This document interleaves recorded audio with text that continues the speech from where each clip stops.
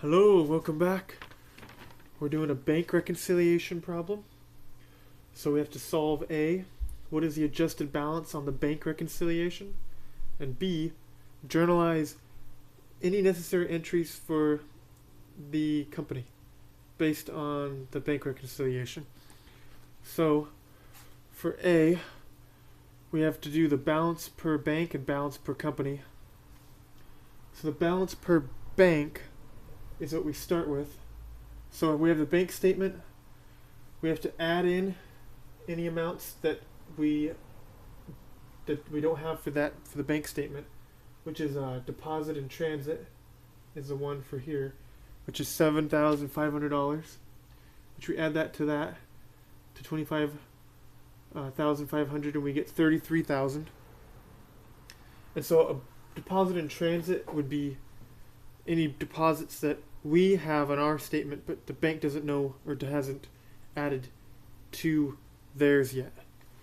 And then we have to go to the deductions is next. So we deduct. We have outstanding checks for $9,000. So on our statement we know we have already deducted it, but on the bank statement they have not. Maybe they haven't gotten around to it yet. So 33,000 minus 9,000 equals 24,000. So the bank should be at 24,000.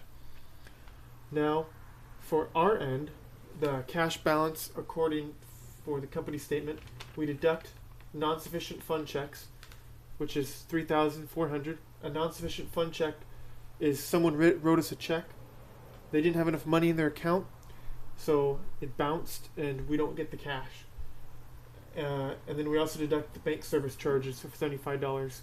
Add them together, deduct $27,475 away from $3,475 leaves us $24,000.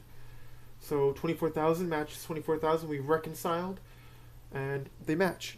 And to all of you out there, you should always be journalizing whenever you buy something on your debit card.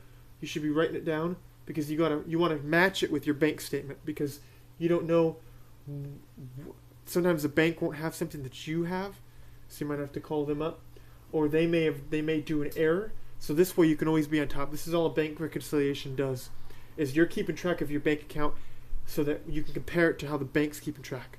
Very smart. So how our statement, what we have, now matches what the bank says we have, which is what we want. You don't want any holes. And so for B, we have to journalize the non-sufficient fund check. We debit accounts receivable for $3,400, and we credit cash for $3,400. The accounts receivable would be for anyone whoever wrote the check. We're going to put them as a receivable because they still owe us that money, and we deduct it from the cash because the check did not work, so we don't get that cash. And the receivable could be for like John, Chen, Rosita, whatever. Even a company like Ralph's Clothing, whatever. Someone owes us that money, it goes back on the receivable. We're going to want to call them up and get that money and tell them the check didn't go through. And then other one is miscellaneous administrative expense. That's what the book says, or you can just put bank service fee, whatever. That's all it is a bank service fee. So you debit that, and you credit the cash for $75. And so that's it. Please like, comment, subscribe. If you have any questions, feel free to ask. And that's the basics of a reconciliation. So I'll see you next time.